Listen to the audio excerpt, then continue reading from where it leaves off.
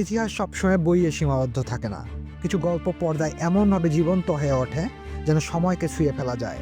আজ এমন 10টি সিনেমার কথা বলবো যেগুলো ইতিহাসকে শুধু বলে না, অনুভব করায়। রাজনীতি, প্রেম, বিশ্বাসঘাতকতা আর যুদ্ধে মরানো এক একটা মূর্ত গাথা। এমন সিনেমা যা চোখে নয়, হৃদয়ে বাজে। দ্য ফার্স্ট কিং, দুই ভাই রোমুলাস, রেমাস, যাদের মাধ্যমে শুরু হয় রোমের জন্ম। তাদের কাহিনী নিয়ে তৈরি হয় এই সিনেমা, যেন এক নিঃশ্বাসে বলা ইতিহাসের ডায়েরি। বড় সেট বা রাজপ্রাসাদের ঝলক নেই, শুধু কাদামাটির গন্ধ, রক্ত আর আগুনে আর আভা।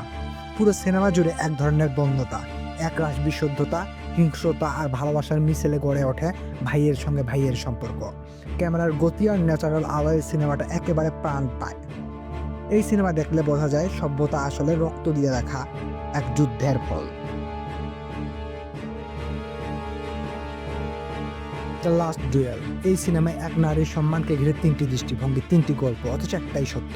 কে মিথ্যে বলছে, কে চাপা দিয়ে যাচ্ছে সত্যকে, এই দুটো নিয়ে এগিয়ে চলে পুরো গল্প। রিডলি স্কট এমনভাবে পরিচালনা করেছেন যেখানে প্রতিটা চরিত্র নিজের মতো করে সঠিক। শেষে সেই মহাযুদ্ধ, স্নো কাভারেড গ্রাউন্ড, এ রক্তের ছিটা স্ক্রিন ছেড়ে মনে গেঁথে যায়। এখানে যুদ্ধ নয়, সত্যের মূল্যই সবচেয়ে ভয়ঙ্কর অস্ত্র।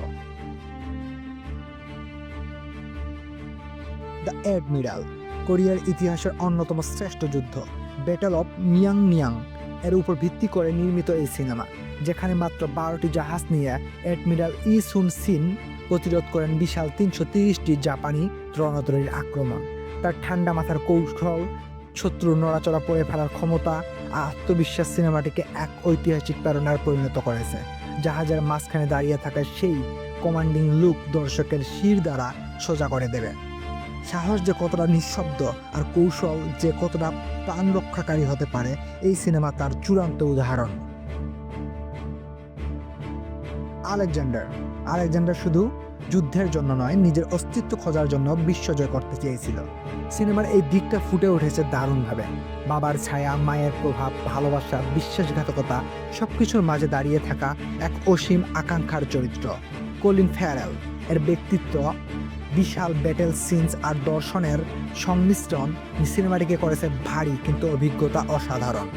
এটা শুধু একটা বীরের গল্প নয়, এটা একজন মানুষের একক যুদ্ধ নিজের অস্তিত্বের সঙ্গে। অ্যাপোক্যালিপ্টো, একটা সভ্যতার পতনের গল্প, যেখানে প্রধান চরিত্র জাগুয়ার পাও হয়ে ওঠে ধ্বংস থেকে পালিয়ে বেঁচে থাকার প্রতীক। পুরো সিনেমায় কোনো বড় ডায়লগ নেই, কিন্তু প্রতিটা চাহনি, প্রতিটা শ্বাস একটা জীবন মরণ পরিস্থিতি তৈরি করে। মেল গিবসন এমনভাবে জঙ্গল, শিকার আর রক্তের ভয় দেখিয়েছেন যে মনে হয় তোমার নিজের গায়ে আঘাত লাগছে। শেষ দৃশ্য যেখানে সভ্যতা আর বন্যতা একসাথে মিলিত হয়, তখনই বোঝা যায় আসলে কারা বাঁচে আর কারা নয়। এটা শুধু বেঁচে থাকার লড়াই নয়, নিজের পরিচয় রক্ষার জন্য প্রাণপণ চেষ্টা। কিংডম অব হেভেন, ট্রুডেস বা ধর্মযুদ্ধ নিয়ে যত সিনেমা হয়েছে তার মধ্যে এইটা সবচেয়ে ভারসাম্যপূর্ণ। বেলিয়ান নামের এক লোহার কারিগরের ভাগ্যে লেখা ছিল জেরুজালেম শহর রক্ষা করার দায়িত্ব। এখানে খ্রিস্টান আর মুসলিম দিকগুলো অন্তত সংবেদনশীলভাবে দেখানো হয়েছে। সালাদিন এর উদারতা, বেলিনের ধৈর্য, এই দুইটি নেতা যেন যুদ্ধের মাঝেও মানবতার প্রতিনিধিত্ব করে। যখন বিশ্বাস যুদ্ধের অস্ত্র হয়ে ওঠে, তখন সম্মানই একমাত্র রক্ষা কবচ।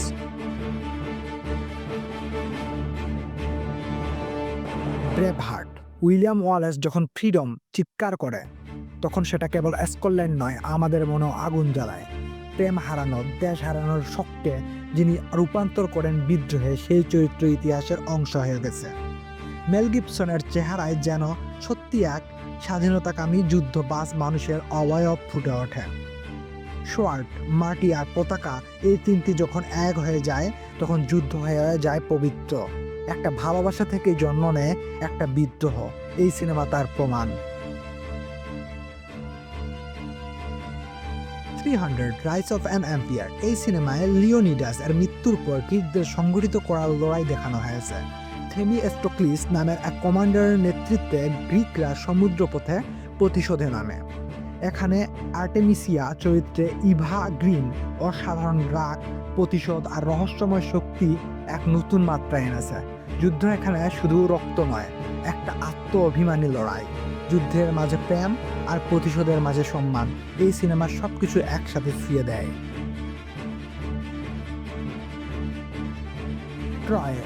ট্রোজান এর এই কাহিনীতে প্রতিটা চরিত্র যেন নিজের ভাগ্য লিখে নিচ্ছে।